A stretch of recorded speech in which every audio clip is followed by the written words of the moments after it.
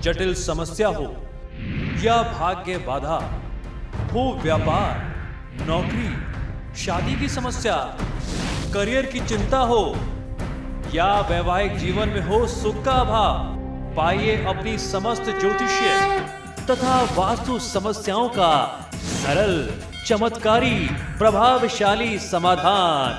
एक जाना माना और विश्वसनीय नाम, आचार्य पंडित श्री वैभवनाथ शर्मा जी, काशी के 400 वर्ष पुराने प्रतिष्ठित और अंतरराष्ट्रीय ख्याति प्राप्त राज ज्योतिषी परिवार की 8वीं पीढ़ी के ज्योतिषी और वास्तु शास्त्री आचार्य पंडित श्री वैभवनाथ शर्मा जी के द्वारा व्यक्तिगत या फिर फोन पर अपॉइंटमेंट लेने के लिए कॉल करें 9818300146, 9990724131 या फिर ईमेल करें sharma.vaibhav@gmail.com पर। छोटे से ब्रेक के लिए हम रुक रहे हैं, लेकिन आप कहीं मत जाएगा क्योंकि ब्रेक के बाद आचार्य जी हमें बताएंगे आज का महा उपाय, जिसमें जानेंगे किसी भी विशेष तिथि में शिव पूजा की सबसे आसान, सरल, संक्षिप्त और प्रभावशाली पूजन विधि। बने रहिए हमारे साथ।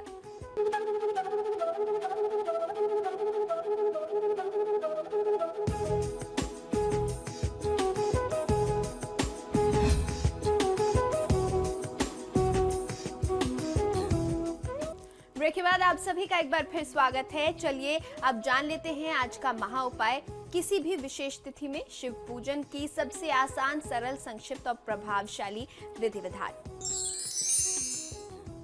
जी बिल्कुल, आज का महा उपाय बहुत ही विशेष है। आज मैं आपको बताने वाला हूं एक ऐसी शिव पूजा विधि जिसको आप कभी भी किसी भी विशेष तिथि में प्रयोग में ला सकते हैं।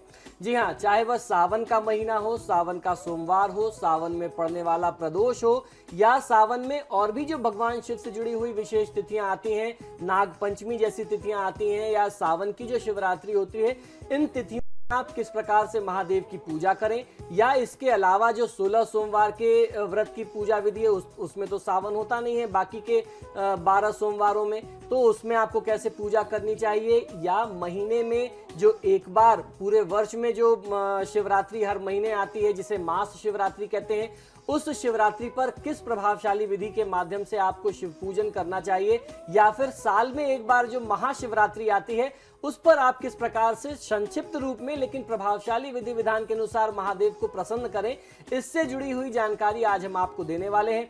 ये हमारे दर्शकों का लगातार प्रश्न रहा है कि कोई एक ऐसी साधारण सी विधि होनी चाहिए जिससे हम हर विशेष तिथि में महादेव को प्रसन्न कर सकें। भगवान शिव का प्रिय माह श्रावण मास को ध्यान में रखते हुए संक्षिप्त किंतु पर्याप्त शिव पूजन की विधि निम्न प्रकार से पूर्ण की जा सकती है, जिस प्रकार से मैं आपको बताने जा रहा हूं। आपको करना यह चाहिए कि श्रावण मास की किसी भी तिथि या दिन को, विशेषतः खासतौर पर सोमवार को प्रातःकाल उठ करके शौच स्नान आदि से निर्वृत्त होकर के त्रिदल वाले सुंदर, साफ, बिना कटे फटे कोमल बिल्व पत्र 5, 7 या 9 आदि की संख्या में आपको ले लेना चाहिए। अक्षत अर्थात बिना टूटे हुए चावल, जिसे अक्षत कहते हैं, बिना टूटे फूटे चावल, साबुत चावल, उनके दाने आपको ले लेने हैं। सुंदर साफ लोटे या किसी सुंदर पात्र में जल अगर आप ले सकें तो बहुत अच्छा है, और अगर आपको गंगा जल मिल जाए, यदि यह संभव हो जाए तो सर्वोत्तम होता है। तत्पश्चात अपने सामर्थ्य अनुसार गंध, चंदन, धूप, अगरबत्ती इत्यादि आपको प्रयोग में लेनी चाहिए। अगरबत्ती यदि आप प्रयोग न करें तो अच्छा रहेगा। इसके लिए मैं हमेशा आपको धूप बोलता हूं, क्योंकि अगरबत्ती को बनाने में बांस की लकड़ी का प्रयोग किया जाता है और हमारे सनातन परंपरा में बांस को वंश वृद्धि का कारक मानते हैं। बांस को जलाना अगरबत्ती में वो या किसी भी माध्यम से हमारे धर्म में इसकी आज्ञा नहीं दी जाती। तो इसीलिए जब भी आपने ध्यान दिया होगा कि मैं जब भी बताता हूं आपको धूप बताता हूं, अगरबत्ती का प्रयोग जितना कम से कम करें वो अच्छा होगा। यह सब सामान एकत्र करके किसी भी शिव मंदिर में आपको चले जाना चाहिए।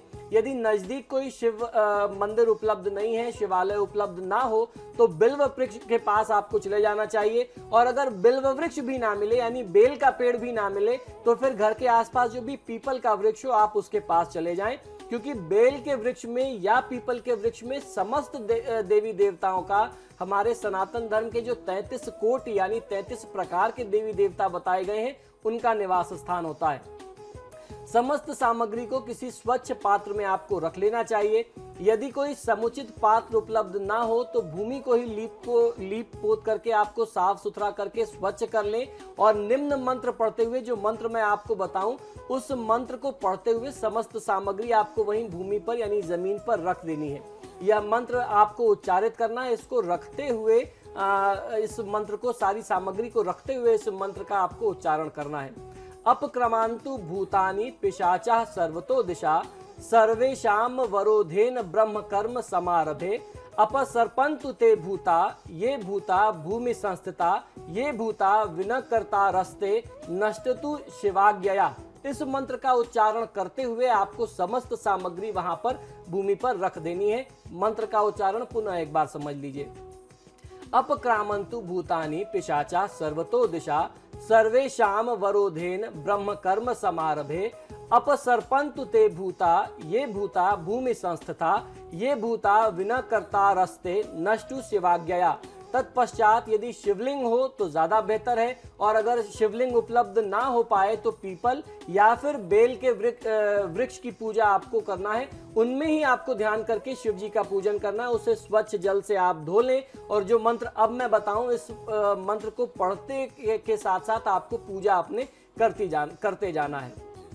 यह मंत्र इस प्रकार है। गंगा सिंधुश्च कावेरी यमुना च सरस्वती रेवा महानदी गोदावरी अस्मिन् जले सन्निधि कुरु।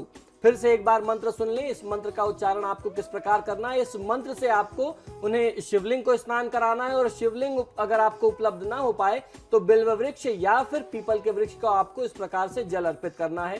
गंगा सिंधुश्च कावेरी यमुना च सरस्वती रेवा महानदी गोदावरी अस्मिन् जले सन्निधौ कुरु। इस मंत्र का उच्चारण करते हुए आपको उनके ऊपर जल अर्पित करना है। तत्पश्चात भगवान यानी वृक्ष के ऊपर या शिवलिंग के ऊपर आपको अक्षत अर्पित करना है। इसके बाद यदि पुष्प हो तो भगवान के ऊपर आपको पुष्प अर्पित करना है, और पुनः फिर हल्दी चंदन आदि से जो भी आपके पास उपलब्ध हो, चाहे वह शिवलिंग हो या वृक्ष हो, उन पर आप लेप लगाएं। और जो मंत्र अब मैं बताता हूं तो आपको चंदन का लेप उस प्रकार से उनको अर्पित करना है। यह मंत्र होगा ओम भूर्भुवस्वः ओम त्र्यंबकम यजामहे सुगंधिम पुष्टिवर्धनम उर्वारुकमिव बंधनान मृत्युर्मुक्षीय मामुतः। इस मंत्र के साथ आपको उनको चंदन अर्पित करना है, उसका लेप अर्पित करना है। मंत्र पुनः एक बार सुन लीजिए।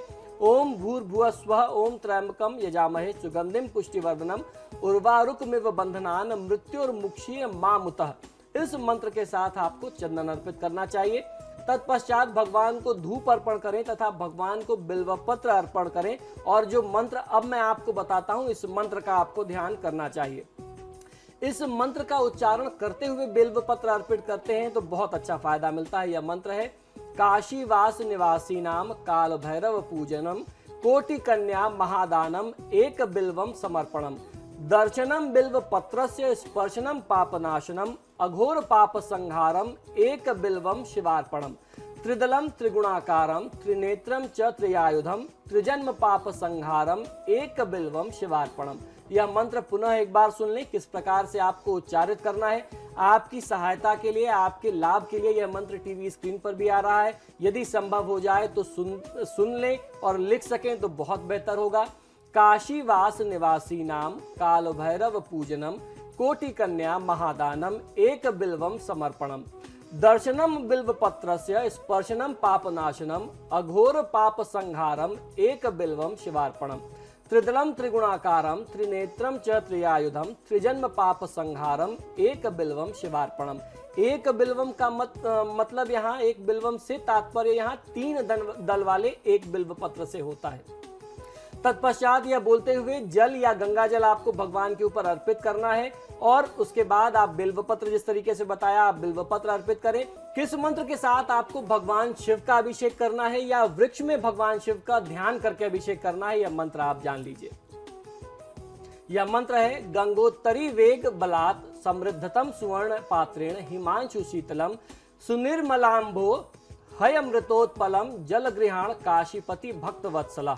मंत्र पुनः एक बार ध्यान से सुने। यह मंत्र है गंगोत्तरी वेग बलात् समृद्धतम सुवर्ण पात्रेण हिमांशु शीतलम सुनिर्मलांभो हे अमृतोत्पलम जल गृहाण काशीपति भक्त वत्सला। और सबसे अंत में क्षमा याचना करनी चाहिए। क्षमा याचना किस प्रकार से करनी है वो भी समझ लीजिए।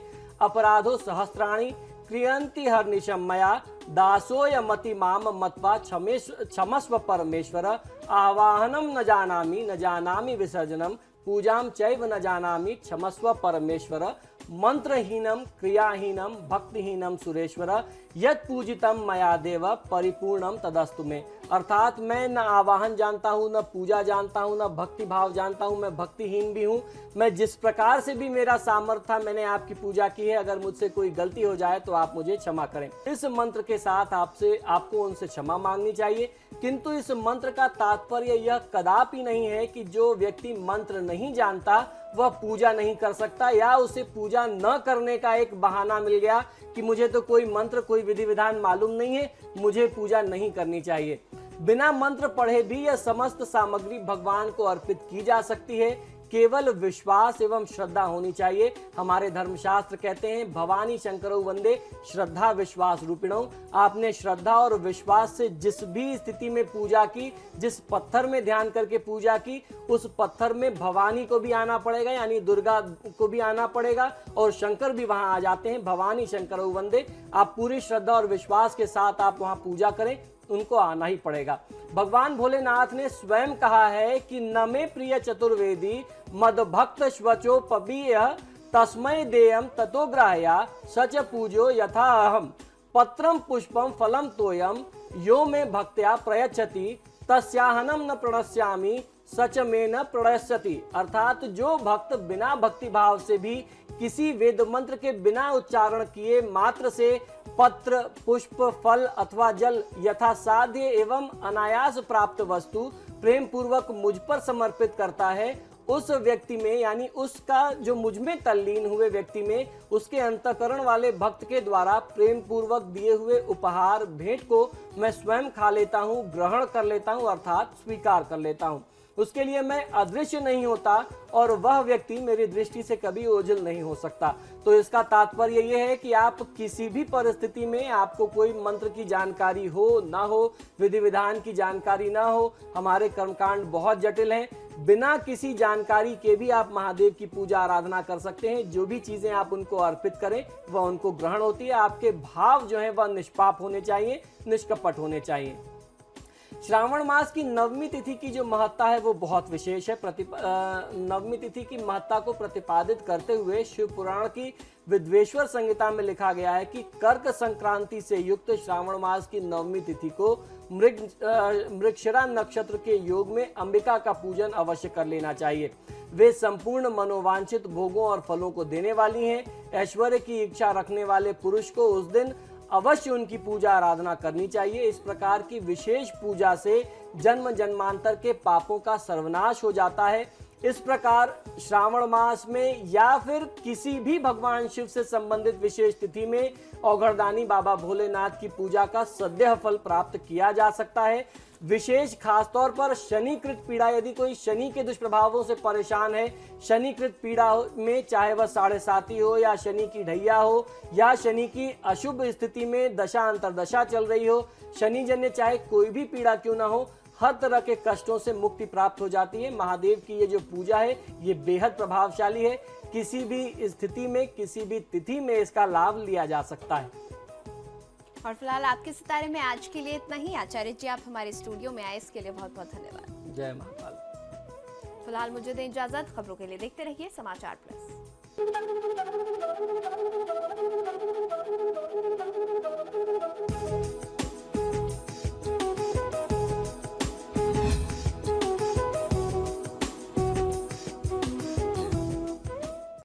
जटिल समस्या हो या भाग्य बाधा हो, व्यापार, नौकरी, शादी की समस्या, करियर की चिंता हो या वैवाहिक जीवन में हो सुख का अभाव, पाइए अपनी समस्त ज्योतिषीय तथा वास्तु समस्याओं का सरल, चमत्कारी, प्रभावशाली समाधान। एक जाना माना और विश्वसनीय नाम आचार्य पंडित श्री वैभवनाथ शर्मा जी, काशी के 400 वर्ष पुराने प्रतिष्ठित और अंतर्राष्ट्रीय ख्याति प्राप्त राज ज्योतिषी परिवार की 8वीं पीढ़ी के ज्योतिषी और वास्तु शास्त्री आचार्य पंडित श्री वैभवनाथ शर्मा जी के द्वारा व्यक्तिगत या फिर फोन पर अपॉइंटमेंट लेने के लिए कॉल करें 9818-300-146, 9990-724-131 या फिर ईमेल करें sharma.vaibhav@gmail.com पर।